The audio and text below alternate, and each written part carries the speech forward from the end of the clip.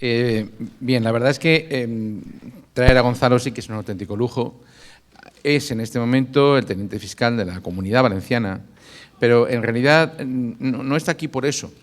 Está aquí porque durante muchos años ha sido coordinador de la sección de lo civil de la Fiscalía de la Comunidad Valenciana, que afecta directamente pues, a todo el trámite de protección de los discapaces en nuestra comunidad.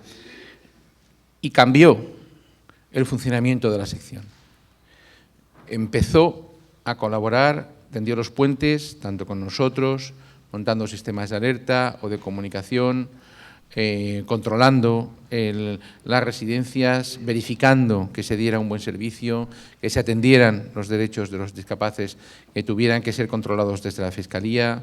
La verdad es que fueron unos años intensísimos. Lo que ocurre es que, siguiendo el principio de Peter, ascendió a su límite máximo de competencia y, como lo había hecho bien ahí, lo hicieron teniente fiscal y nos lo quitaron. No debían de haberlo hecho, entre otras razones, porque como teniente fiscal no vamos a decir nada. Luego lo elogiaremos también, pero la verdad es que como jefe de la sección civil, gracias a él, en este momento la Comunidad Valenciana es pionera en un montón de proyectos que han repercutido siempre y en todos los supuestos en beneficio de las personas que sufren algún tipo de discapacidad. Creo que es un reconocimiento que se le debe por todos, por supuesto, por todo el colegio notarial, pero también, en general, por toda nuestra sociedad civil y que no se ha valorado suficientemente. Aparte de eso, es patrono de la Fundación Equitas, ha sido patrono durante muchos años y, siempre se le encuentra cuando se trata de dar información, de dar charlas, de dar orientación, y se le puede llamar a cualquier hora del día y de la noche, luego voy a pasar el móvil, para cualquier cuestión urgente o no urgente que se pueda tener. Gonzalo, tienes la palabra.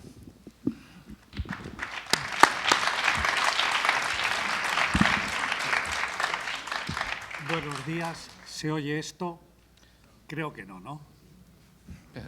Coge este.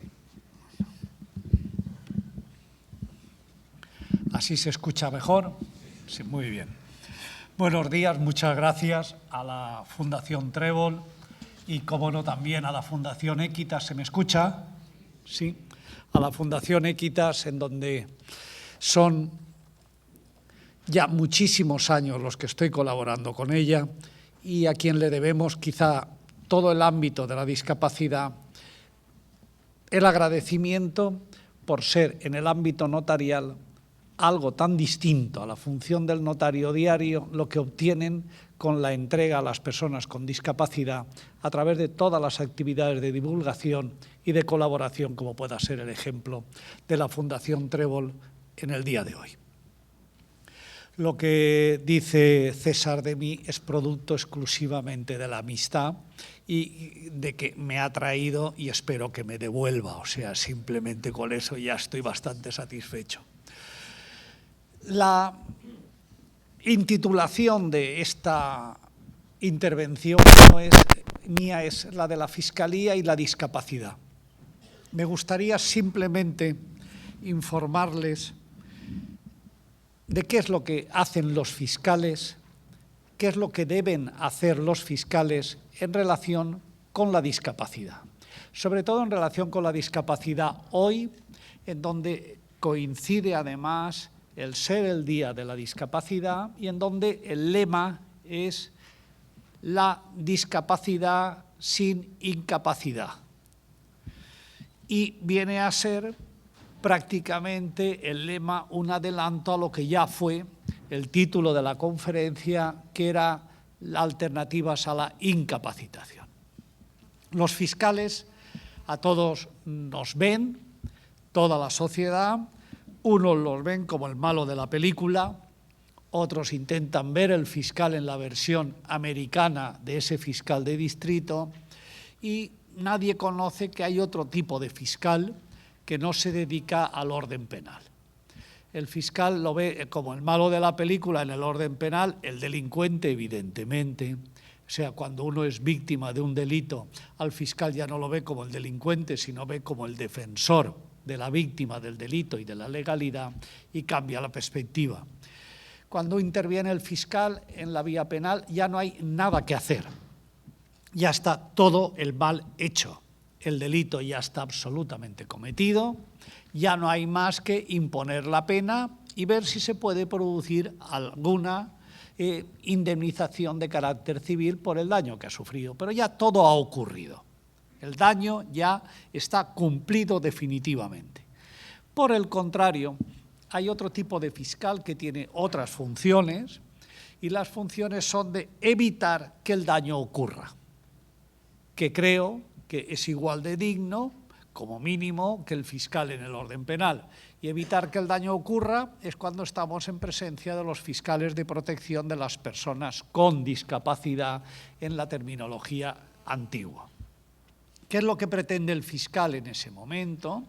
Pues pretende apoyar y controlar a las personas que ejercen apoyos en favor de las personas con discapacidad para evitar que ocurra lo que no debe ocurrir, que son aprovechamientos derivados de esa discapacidad de personas totalmente desaprensivas, que no hay pocas, que se consiga una igualdad y no se produzca ninguna discriminación y que en el ámbito de las personas con discapacidad exista una posibilidad de desarrollo personal lo más igualitario a las que se titula de personas con capacidad. Yo siempre que hablo de la discapacidad y cuando la gente no entiende cualesquiera cuestiones que se plantean en relación con la discapacidad, siempre digo lo mismo. El tratamiento es igual que a la persona con capacidad. ¿Qué diferencia hay? Si es que no hay ninguna diferencia. Si yo empiezo a tener seccionada mi mente, en donde a la persona con capacidad le voy a dar un tratamiento ante un problema distinto que a la persona con discapacidad, ya estoy empezando a funcionar mal. Ya estoy en un punto de partida erróneo y con lo cual ya estoy empezando a equivocarme. O sea, cuando llega el momento que me plantean y dice, oiga, ¿y le puede dejar salir de la residencia a una persona con discapacidad? Y te lo plantea el director y la respuesta es, depende. Hombre, ¿cómo me dice usted depende? Dice, se lo voy a plantear yo a usted. Digo, usted tiene hijos, sí, ¿qué tiene? 3 hijos, perfecto. Tiene un hijo de 4 años, tiene un hijo de 14 años y tiene un hijo de 17 años. Ninguno, todos son mayores de edad. Usted puede dejar salir a su hijo de 4 años y cruzar una avenida de 8 carriles, 4 por 4 bandas, por cada banda y decirle, ale, ve y compra el pan en la panadería que está enfrente. ¿Qué le parecería a usted? ¿Eso le parece bien? Al de 12 años, ¿le dejaría a usted si previamente ya le ha enseñado y ha cruzado varias veces esos 8 carriles? ¿Y al de 17 ya le dejaría a usted? ¿Qué está usted haciendo? Pues está tratando a 3 personas, cada una de acuerdo con su capacidad. Y de acuerdo con la capacidad que tiene, usted le deja que haga una cosa, que haga otra o que haga otra, porque esa es la mínima sensatez como que tiene usted al ser el apoyo de su hijo. Y al director de la residencia digo lo mismo, usted, los que tienen la residencia, cada uno es diferente al anterior y al siguiente. De acuerdo con esas capacidades, tiene usted que asumir el riesgo de que efectivamente tomen decisiones y se ejecuten las decisiones. Y si les pasa algo, claro, si les pasa algo, ¿qué es lo que ocurre? Pues ocurre nada. Solo si usted ha sido el irresponsable de que a una persona con una capacidad de 4 años le ha dicho que vaya al PAN a cruzar los 8 carriles, será usted el responsable. Pero si se lo ha dicho a una persona de 17 años, con el equivalente a esa capacidad, y le atropellan, está dentro de lo posible porque también nos pueden atropellar a nosotros en cualquier momento. Y esa es la actitud que creo que hay que tener ante la discapacidad. El problema es que la actitud hiperproteccionista de las personas con discapacidad es lo que ha generado en este país soluciones absolutas. Y las soluciones absolutas eran las mejores. O sea, ¿cuáles son? Pues muy bien, yo tengo una persona con discapacidad, dejo de relacionarme con ella, dejo de tenerla en cuenta y la sustituyo por un tutor que es quien le representa.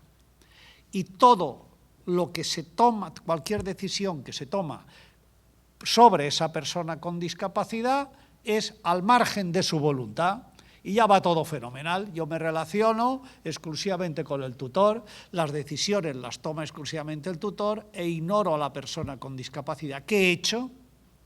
Pues he hecho una barbaridad absoluta. He hecho una barbaridad absoluta que es el ejercer un apoyo sobre una persona con discapacidad, no teniéndola en cuenta, sino sustituyéndola. La he matado civilmente. Y esas eran las incapacitaciones totales que se hacían en este país por el mero hecho de tener una enfermedad mental. Y la enfermedad mental comportaba directamente la solución más rápida, sentencia de incapacitación absoluta, nombramiento de tutor, y se pasaban los años así.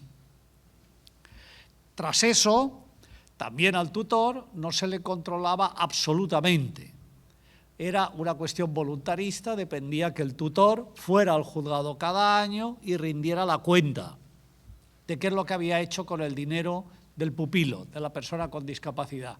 Pero luego estaba la siguiente barbaridad, que se controlaba exclusivamente la cuenta, pero nadie se preocupaba de ver que en ese artículo del Código Civil previamente pone que se tendrá que examinar la situación personal y después la cuenta anual.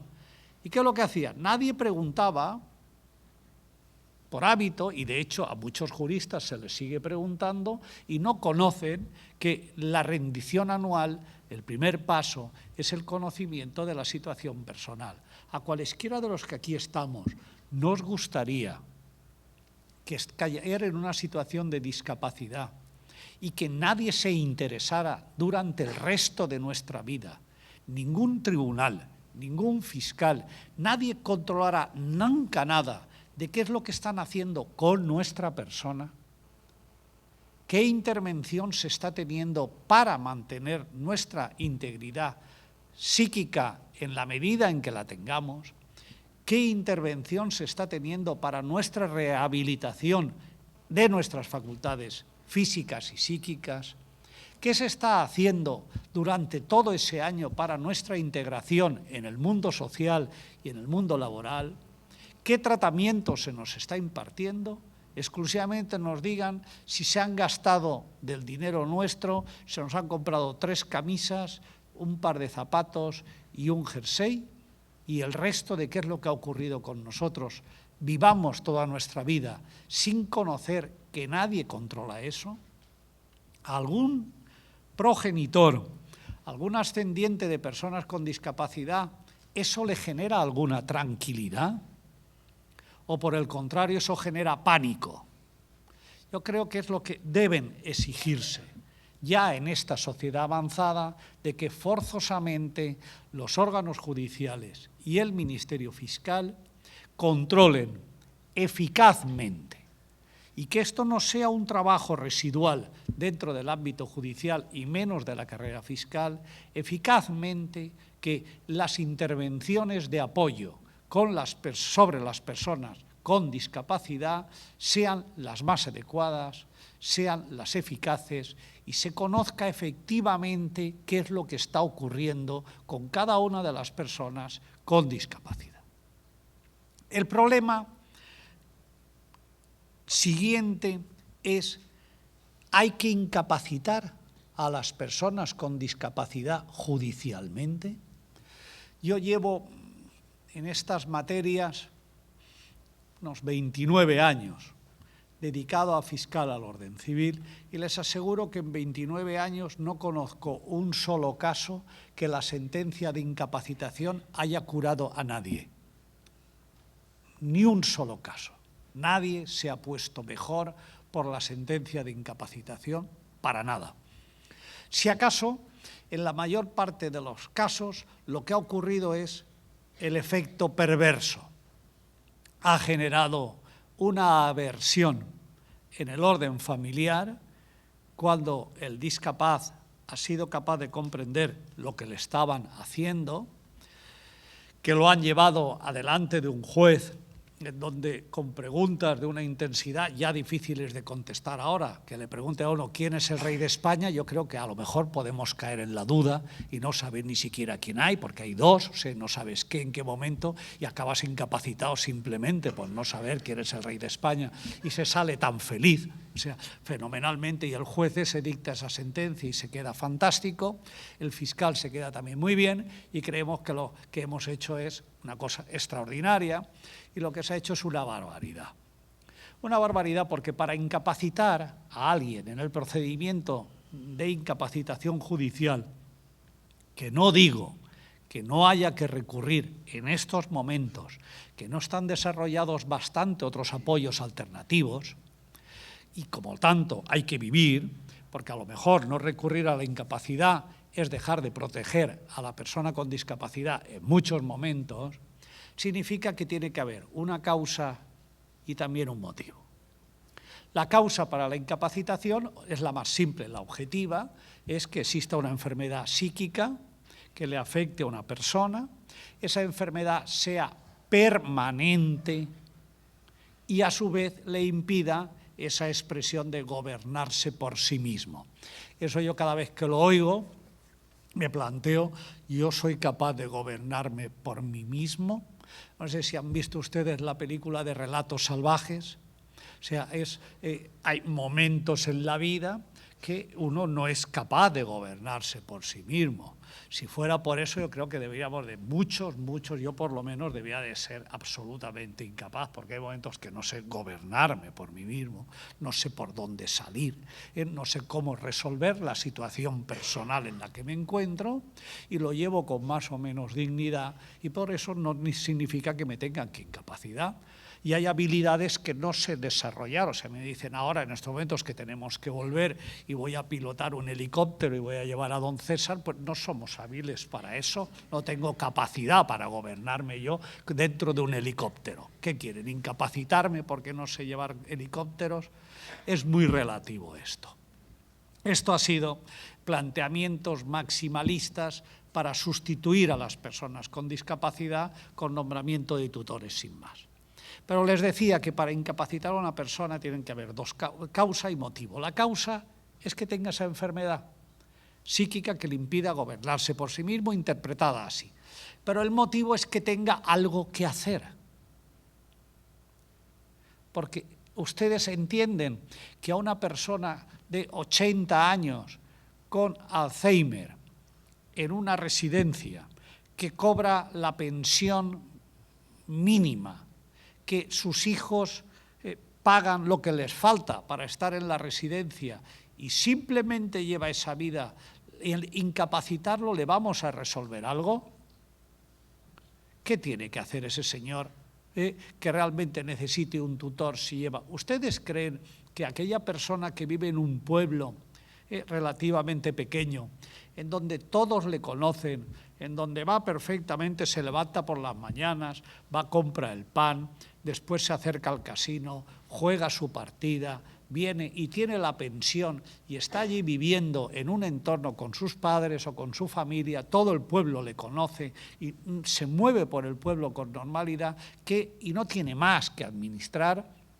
¿Creen que a este le vamos a incapacitar y con ello le resolvemos algo?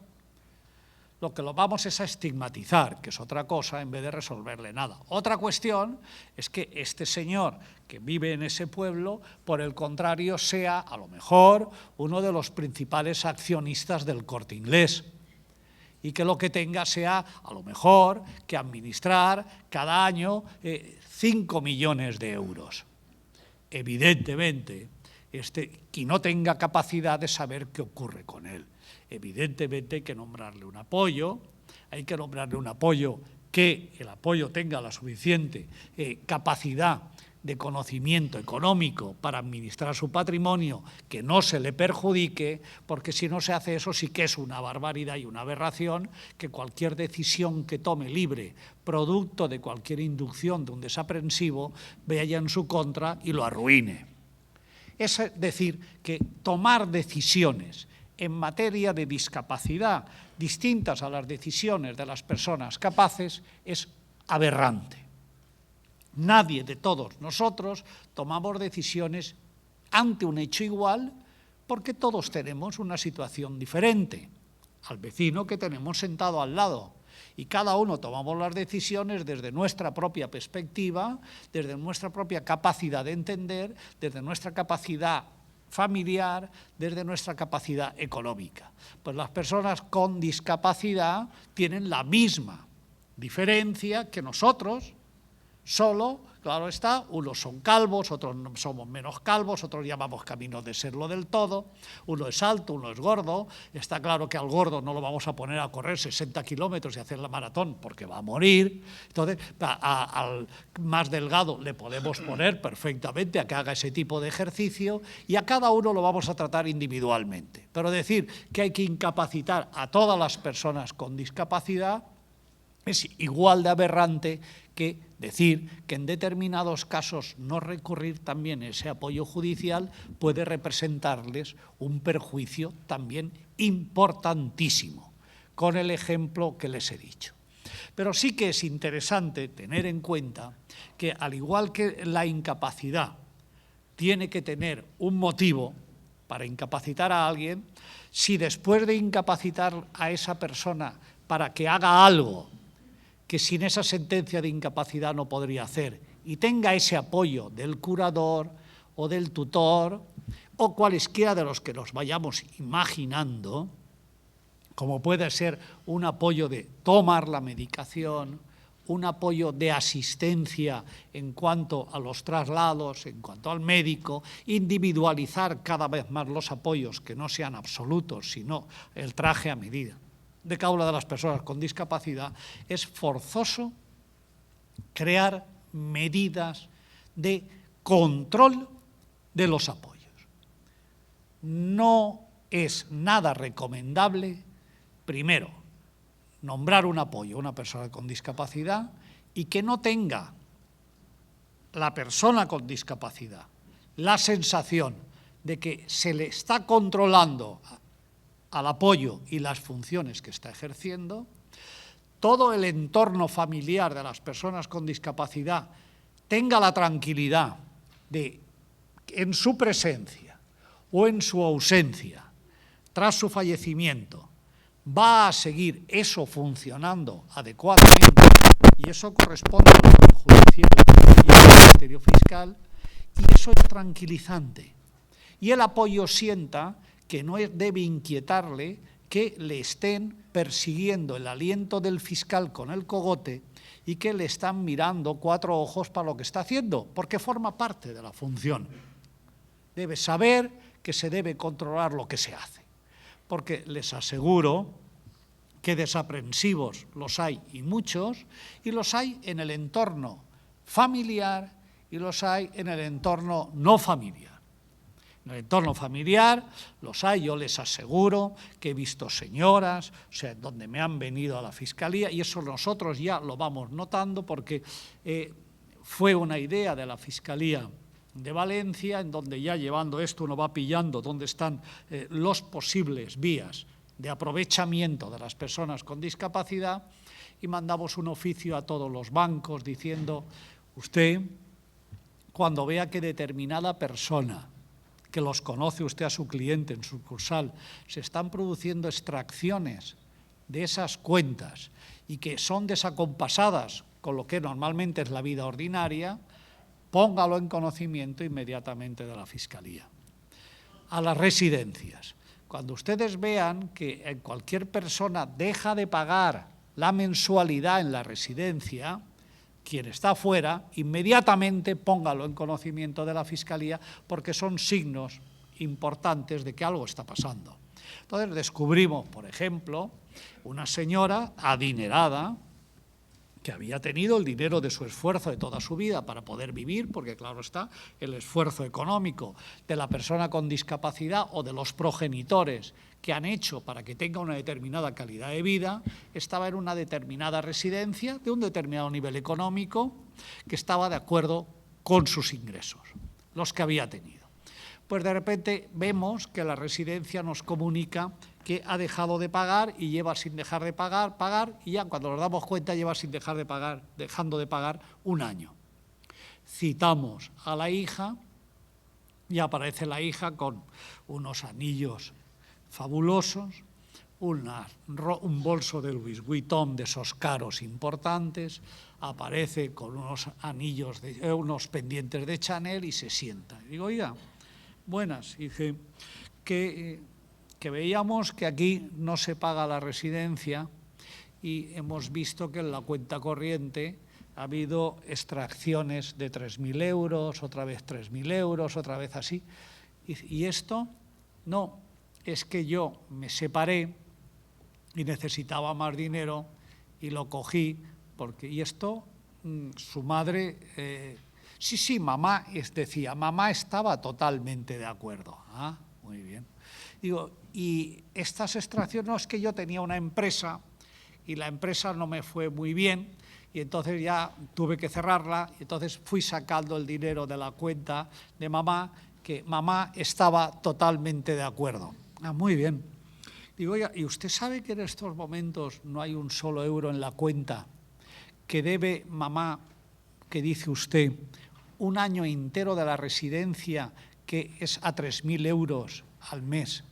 Y además usted se ha gastado de esa cuenta corriente de mamá 60.000 euros. No, sí, pero mamá está de acuerdo. Dice, oiga, ¿y cómo sabe usted que su madre está de acuerdo en que usted le haga esto? Porque ahora la vamos a sacar de la residencia y se va a ir a una pública si la encontramos y veremos en qué lugar. Porque, ¿cómo se comunicaba usted con su madre si su madre lleva 10 años con un Alzheimer terminal sin tener relación con nadie? No, yo estoy seguro que a mamá le hubiera gustado. Digo, a ver si a usted le gusta si le hacen esto. Pues eso, la señora se fue con sus anillos, su bolso de Louis Vuitton y no le pasó nada. No le pasó nada porque en ese momento el Código Penal tenía un articulito puesto que era la excusa absolutoria, en donde cuando los familiares cometen delitos no violentos sobre el patrimonio, estos hurtos, apropiaciones indebidas, pues quedan exentos de responsabilidad penal y tienes que ir a la civil. El civil es un pleito complejísimo y donde ocurre lo que claramente se dice de manera muy expresiva en valenciano, es que da un non hi ha no es pot traure. O sea, si te vas contra la hija que no tiene nada, te gastas el dinero, el pleito y encima no sacas nada. Pues esto dichosamente también les he de decir a todos que esto ha cambiado. Esto ha cambiado y esto ha cambiado, ya se está pretendiendo, porque la historia que se decía en este país, cómo se justificaba esa aberración, era diciendo una máxima vulgar, pero que lo explica mucho, que los trapos sucios se lavan en casa. Y a través de la regla de los trapos sucios se lavan en casa, se pensaba, genera menos tensión familiar, que esos hurtos y esas actuaciones que no son violentas dentro del ámbito familiar se resuelvan de puertas para adentro, que las consecuencias que puedan darse a que intervengan los tribunales, los jueces y los fiscales en la casa, que puede producir es una división de la familia. Ese rollo macabeo, eso podría tener razón de ser, y quizá lo tuviera, primero, cuando la familia era de contenido rural, en donde de abuelo, bisabuelo, hija, siempre mujeres, se vivían, toda la familia vivía en casa, nacía en casa y moría en casa, con lo cual sí que había una dedicación y un entorno. Hoy, en donde difícilmente ninguno de los que aquí estamos presentes vamos a pasar nuestros últimos días en casa, imaginarnos allí a los hijos cuidándonos, dejando el trabajo y pasándolo allí el yerno mío allí todo el día, ¿no? Deja de trabajar todo el día, voy a cuidar a mi suegro Gonzalo, que me gusta pasar mucho el día aquí con él, dejo el ingreso y paso el día allí. Eso no tiene ninguna razón de ser. Pues mi yerno, si me levanta toda la pasta, también estaba exento de responsabilidad. Hasta que la Fundación Equitas montó unas jornadas en Madrid el año pasado con la celebración de su 15 aniversario en el Parlamento. Y me llamaron. Coincidí el día de la lotería, yo creo que es la lotería de las mejores que me han tocado en esta vida, o sea, la única, normalmente no juego, ese ha sido el premio gordo. Y planteo a los diputados, y entre ellos a gente de la Fundación de la ONCE, esto, y no lo conocían. Estaba el Código Penal ya aprobado en el Congreso, a punto de aprobarse en el Senado, ya para volver a aprobarse como se aprobó en el mes de enero. Y les explico esto, les cuento la escena del bolso de Louis Vuitton y de la mamá, y le digo, si ustedes creen que en el siglo XXI, con la Convención sobre las Personas con Discapacidad, con la protección de la integridad patrimonial de las personas con discapacidad que existen, creen que lo que se debe de seguir es manteniendo un premio al familiar delincuente sobre persona en situación de fragilidad y de vulnerabilidad, que es la persona con discapacidad, si ustedes creen que es así, me gustaría solo que alguien lo explicara alguna vez en algún periódico oficial o dentro de las Cortes, porque yo todavía sigo sin encontrarle ninguna razón de ser. Llegué a Valencia y el mismo día 23 recibí un correo de la Fundación Equitas, en donde me dijo, Gonzalo, ¿nos puedes mandar un proyecto del artículo de cómo quedara? Lo mandé ese mismo día 23 y el día 12 de enero, de manera unánime, se modificó el artículo, se aprobó la reforma y hoy el familiar que mete la mano directamente en la caja de la persona con discapacidad va a prisión inmediatamente, cuanto mínimo. Y el próximo o extraño. Y siempre es bueno que la sociedad tenga la noción de que existen frenos. Porque les aseguro que el entorno familiar es noble, pero como todo, también lo existe que sea innoble. Y el entorno familiar más próximo puede ser nobilísimo conforme se va abriendo el capítulo de familiares que van ingresando. Va el yerno, va la nuera, va la cuñada, van entrando más gente. Y cuando la situación del país puede ser de crisis, también de repente se puede ver a la persona con discapacidad que un método bueno de integrarla es integrar su patrimonio en el nuestro. Y esto es algo que me parece que hay que intentar evitar y que se sepa. Y les aseguro que así a muchos los han integrado en este país y quizá a lo mejor los están integrando. Pero ya saben que esa manera de integración significa que se les convierte a ellos en ingreso en prisión, que es otra manera de integrarse también, ¿eh? O sea, creo que quizá muy adecuada para este tipo de personajes. En fin, yo creo que con esto les planteo un poco lo que es la situación de la discapacidad, qué es lo que debe hacerse, para qué está una fiscalía, para qué está un juzgado, cómo debe de funcionarse dentro de la asistencia a nosotros y saber que la asistencia de la fiscalía es diaria, que en cualquier momento se puede acudir y se debe acudir al fiscal ante cualquier situación de existencia de personas con discapacidad o de agresión a las personas con discapacidad en cualesquiera de sus derechos fundamentales, y creo que también es una de las funciones más nobles que nos tiene encomendada tanto la Constitución como nuestro Estatuto. Y muchas gracias.